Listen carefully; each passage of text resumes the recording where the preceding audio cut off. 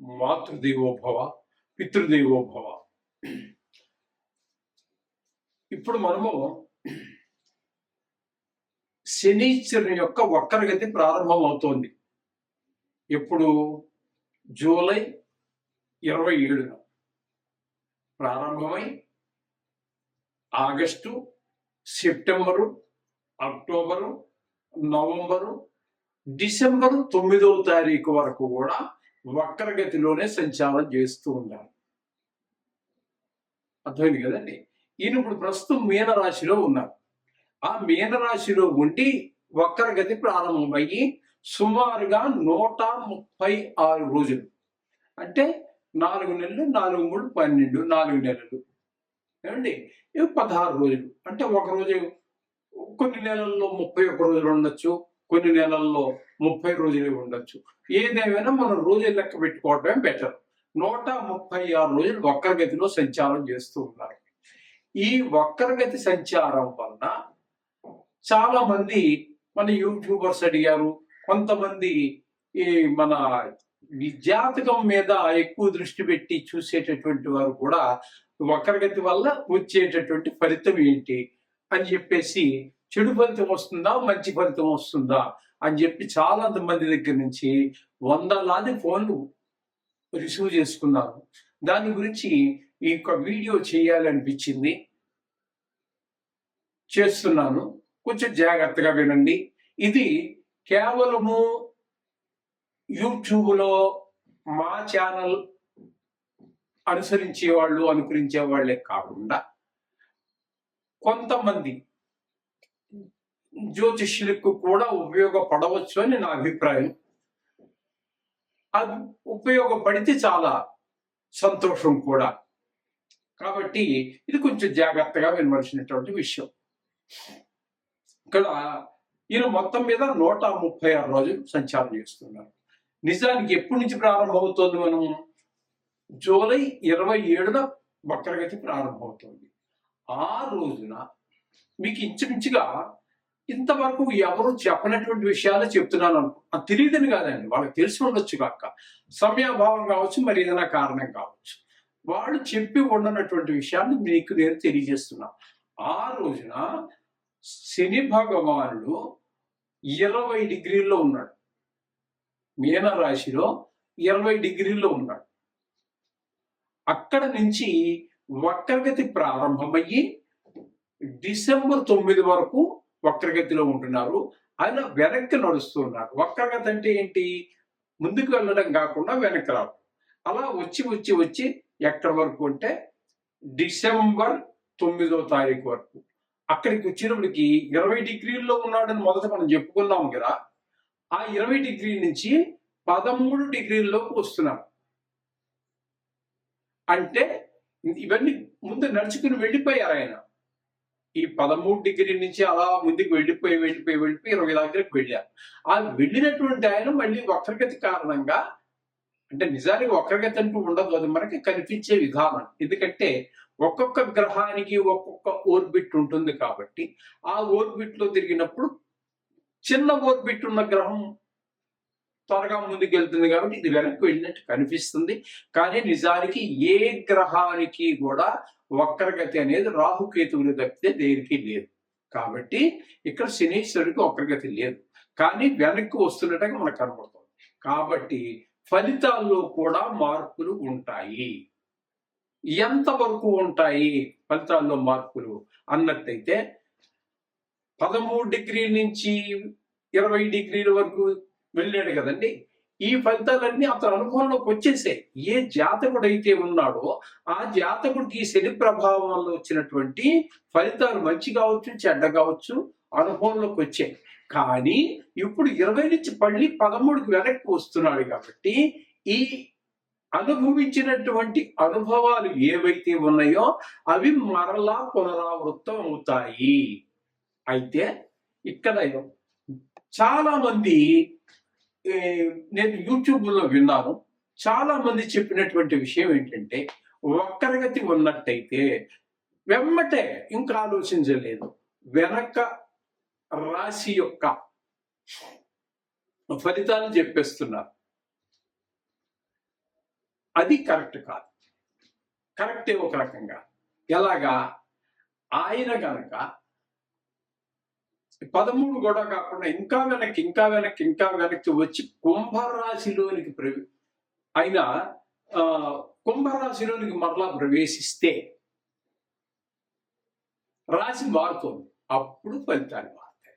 ఇప్పుడు 20 దగ్గర ఉన్నది 13 డిగ్రీలు 20 డిగ్రీలు ఇవన్నీ కూడా మీన రాశిలోనే ఉన్నాయి కాబట్టి ఫలితం మారేటటువంటి అవకాశం లేదు. కొన్ని సందర్భాల్లో మారుతుంది.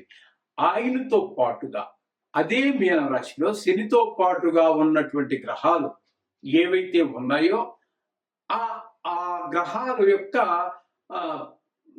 ఫలితాలు కూడా కొద్దిగా మారేట అవకాశం. అది కూడా రాశి మారలేదు కాబట్టి ఆ డిగ్రీల్లో వచ్చేటటువంటి తేడాలు బట్టి కొంచెం మారే అవకాశం ఉంది.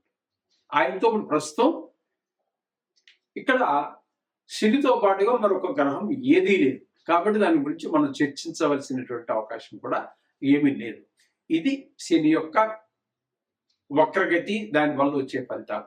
యాజ్ ఇట్ ఈస్ గా ఎలాగైతే ఉందో అలాగే శని మీన రాశిలో ఉన్నప్పుడు ఇచ్చేటటువంటి ఫలితాలనే మనం చెప్పుకోవాలి. నో డౌట్, మీకు ఏ విధమైన అనుమానం అక్కర్లేదు. అర్థమైంది కదండి. అందుచేత శని భగవానుడి ఫలితాలు మామూలుగా ఉన్నప్పుడు ఏ ఫలితాలు అయితే ఉన్నాయో అవే ఫలితాలనే మనం చెప్పుకుంటున్నాం. ఆయనతో పాటు ఏ గ్రహము లేదు. కానీ మీకు పునరావృతం అవుతున్నాయి. 13లో ఉన్నప్పుడు డిగ్రీల్లో ఉన్నప్పుడు ఏ అనుభవాలు ఉన్నాయో 20లోకి వచ్చాక అవన్నీ మీకు అనుభవంలోకి వచ్చేసాయి. కానీ మళ్ళీ ఆ అనుభవాలు పునరావృతం అవుతున్నాయి. ఇది గుర్తుపెట్టుకోండి. ధను రాశి వారికి చతుర్థ స్థానంలో ఉన్నటువంటి అంటే మీనరాశిలో సంచరించేటటువంటి శనిచరుని యొక్క ప్రభావం ఏ విధంగా ఉంటుంది? అందులోనూ జూలై 27 నుంచి డిసెంబర్ 9వ తారీఖు వరకు అంటే 136 రోజుల పాటు వక్రగతిలో సంచారం చేస్తున్నారు. దీని వలన ఫలితాల్లో ఏమైనా మార్పులు చేర్పులు ఉంటాయా? ఉంటే ఏ విధంగా, మంచివా చెడ్డవా? ఒకవేళ చెడ్డ ఉంటే పరిష్కారం ఏంటి, మంచి ఫలితాలే ఉంటే ఏం చేసుకోవాలి అనేటువంటి విషయాల్ని మనం క్షుణ్ణంగా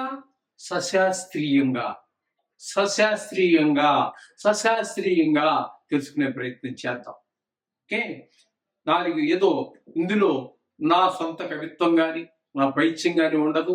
లేనిపోని కల్పించి చెప్పి మిమ్మల్ని ఉత్సాహపరచవలసినటువంటి అవసరం నాకు లేదు. అలాగే భయభ్రాంతులు చేసేసి ఏవో జపాలు పెట్టాలి, ఏవో చేసేయాలి, ఎంతో కొంత ఆర్జించాలి, ధనార్జన చెయ్యాలి అనేటటువంటి కుత్సితమైనటువంటి ఆలోచన కూడా మాకు లేదు.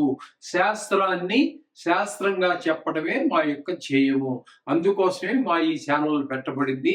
కాబట్టి మీరు జాగ్రత్తగా శ్రద్ధగా వినండి. ఇక్కడ 4వ స్థానంలో అంటే ధనువు రాశికి మీన రాశి చతుర్థం అవుతుంది. చతుర్థ స్థానంలో ఉన్నప్పుడు ఇక్కడ నిజానికి వక్రగతి ప్రారంభం అయ్యే నాటికి ఆయన 20 డిగ్రీల్లో ఉన్నారు శని భగవానుడు. అక్కడ నుంచి వక్రగతి ప్రారంభమై వెనక్కి 19, 18, 17, 16, 15, 14, 13 డిగ్రీల దాకా వస్తున్నారు. వచ్చిన తర్వాత మళ్ళీ రుజుమార్గంలోకి వెళ్ళిపోతారు. ఈ రుజువు ఇక్కడ ఈ వక్ర ఉన్నటువంటి ఈ 136 రోజుల్లోనూ ఫలితాలు ఏమైనా తేడా ఉంటాయా అంటే మీరు అనుభవించేశారు ఈ ఫలితాన్ని. ఎందుకంటే ఇదే శని భగవానుడు 13 డిగ్రీలు, 14, 15, 16, 17, 18, 19, 20 డిగ్రీల దాకా ఉన్నాడు కాబట్టి ఆ 20 డిగ్రీల దాకా అనుభవించిన ఫలితాలే మళ్ళీ ఇప్పుడు ఆయన వెనక్కి వస్తున్నారు. కాబట్టి మీరు అనుభవించిన ఫలితాలే మళ్ళీ పునరావృతం అవుతున్నాయి. మళ్ళీ అనుభవించబోతూ ఉన్నారు 13 డిగ్రీల వరకు. అయితే ఆయన మరీ వెనక్కి వచ్చేసి కుంభంలో ప్రవేశించలేదు, అదే రాశిలోనే ఉన్నారు. కాబట్టి అక్కడ మీకు ఇదివరకు అనుభవించిన ఫలితాలే మళ్ళా అనుభవించవలసి వస్తుంది. ఇంతేనా? మిగతా ఏమి తేడా లేవా? ఉంటాయి కొన్ని సందర్భాలలో. ఆయనతో పాటుగా శనితో యుతి ఉండి వేరే ఏదైనా 1 కానీ 2 కానీ 3 కానీ గ్రహాలు ఉన్నట్టయితే అప్పుడు ఫలితాలు వాటికి కూడా కొంతవరకు వర్తిస్తాయి. ఇప్పుడు శనీశ్వరుడితో పాటుగా ఏ ఒక్క గ్రహము యుతి లేదు, కలిసి లేదు. కాబట్టి ఆయన ఇచ్చే ఫలితాలే ఆయన ఇస్తాడు. వక్రగతి ద్వారా ఆయన విశేషంగా ఇచ్చేటటువంటి ఫలితం శూన్యం, ఏమీ లేదు. మామూలుగా ఇచ్చేటటువంటి ఫలితం మంచిదైతే మంచిది, చెడ్డదైతే చెడ్డది, అంతేగాని విశేషంగా ఏ ఫలితము లేదు. ఇక్కడ దీన్ని అర్ధాష్టమ శని అంటారు. అర్ధాష్టమ శని అనేటప్పటికీ 4 అష్టమ అంటే 8, అర్ధ అంటే సగం, 8లో సగం 4. దీన్ని మామూలుగా మనం సుఖస్థానం అనుకుంటాం. వాటన్నిటికీ ఎఫెక్ట్ పడుతుంది, వాటన్నిటికీ దుష్ప్రభావం చూపిస్తుంటుంది. ఆ వివరాలు ఇంకా మనం శాస్త్రకారుడు చెప్పిన ప్రకారంగా ముందుకు వెళ్దాం. వాతశూలం వన క్లేశం స్వస్థానహానికృతు ప్రసూతి దేహ పీడాచ సూర్యపుత్ర చతుర్దగ అని చెప్పి శాస్త్రం చెప్తోంది. శని అర్ధాష్టమం అంటే 4వ స్థానంలో ఉన్నప్పుడు శరీరానికి వాత రోగములు ప్రవేశిస్తాయి. మనస్తాపం, భయం, స్థాన చలనం, ఒక స్థానం నుంచి ఇంకో స్థానంలోకి కారణాల వల్ల వెళ్ళటం, అక్కడ ఎవరు ఒంట్లో బాగాలేదు మన వాళ్ళకి, వాళ్ళు సేవ చేయడం కోసం వెళ్ళి 6 నెలలో 7 నెలలో 8 నెలలో ఉండటం, లేదా స్థానం ట్రాన్స్ఫర్ అయిపోవటం, లేకపోతే డిప్యుటేషన్ మీద ఎక్కడికో పంపించటం, ఇట్లాంటి అనేక రకాల కారణాలు ఉంటాయి. శరీరానికి అనారోగ్యం, వివిధ రూపాలైన కష్టాలన్నీ కూడా ప్రాప్తిస్తాయి అని చెప్పేసి మనకి శాస్త్రం చెప్తున్నది. అందుచేత ఇది ఇక్కడ కూడా 2.5 సంవత్సరాల పాటు ఆయన ఉంటారు కాబట్టి ఖచ్చితంగా మీరు వీరికి కూడా జపశాంతులు చేయించుకుంటే, ఆర్థిక పరిస్థితి బాగుంటే జపశాంతులు చేయించుకోండి. అది శుభ్రమైన వారి చేత, అంటే హార్ట్ఫుల్ గా, మనస్ఫూర్తిగా మీ శ్రేయస్సుని కోరేటటువంటి వారి చేత చేయించుకోండి. మీకు ఎవరు దొరకకపోతే మమ్మల్ని సంప్రదించవచ్చు. కాబట్టి మా నెంబర్ స్క్రీన్ మీద రోల్ అవుతూనే ఉంటుంది, సంప్రదించండి. ఇక ఈ విధమైన ఫలితాలన్నీ మనకు శాస్త్రంలో చెప్పబడ్డాయి. కాబట్టి ఏది లేదు, మీ ఆర్థిక పరిస్థితి బాగాలేదు, మనం చెప్పుకుంటున్నట్టుగానే రోజు 40 రోజుల పాటు నవగ్రహాల చుట్టూ తిరగండి, 5వ శని త్రయోదశి లాంటివి ఏమైనా వస్తే అభిషేకం చేయించుకోండి, లేదా నువ్వులు దానం ఇచ్చుకోవడం, ఇలాంటి చిన్న చిన్న తక్కువ వ్యయంతో అయ్యేటువంటి పరిష్కారాలు కూడా సమానమైన ఫలితాలనే ఇస్తాయి. ఎక్కువ డబ్బులు ఖర్చు పెడితే ఎక్కువ ఫలితాలు వస్తాయి, తక్కువ డబ్బులు ఖర్చు పెడితే తక్కువ వస్తాయి అనుకునేది అది తెలియని తరము. మీకు భక్తి ప్రధానము. కాబట్టి ఆ విధంగా మీ ఆర్థిక పరిస్థితిని బట్టి బాగున్నప్పుడు ఆ కకృతి పనులు చేయకండి. మీ డబ్బులు మీకోసం ఖర్చు పెట్టుకోండి. మీ డబ్బులు ఎవరికో మన కొడుకోనా, మనోడుకోనా, అల్లుడుకోనా, ఇలా ఏం అక్కర్లా. మీ డబ్బులు మీకు ఉపయోగించుకున్న తర్వాత ఇవన్నీ, వాళ్ళు చిన్నపిల్లలుగా ఉండి అవివాహితులుగా ఉంటే, మీ పిల్లవాడు ఇంకో దారిలో పడకపోతే, మీ పిల్లకి వివాహం కాకపోతే, అలాగే భార్యకి మనకు కావాల్సిన ఉంచుకోండి. అవి దాటి ఉన్నప్పుడు కకృతి పని చెయ్యదు. దానివల్ల రాజుల సొమ్ము రాళ్ల పాలన్నట్టుగా తయారవుతాయి. మనం కష్టపడి మనకి కాకుండా ఏదో పెట్టాల్సిన అవసరం లేదు. ఉన్న కాడి శుభ్రంగా మీ దానికి కావాల్సింది మీకు ఉపయోగించుకోండి. సర్వసౌఖ్యాలు శుభం భూయాత్.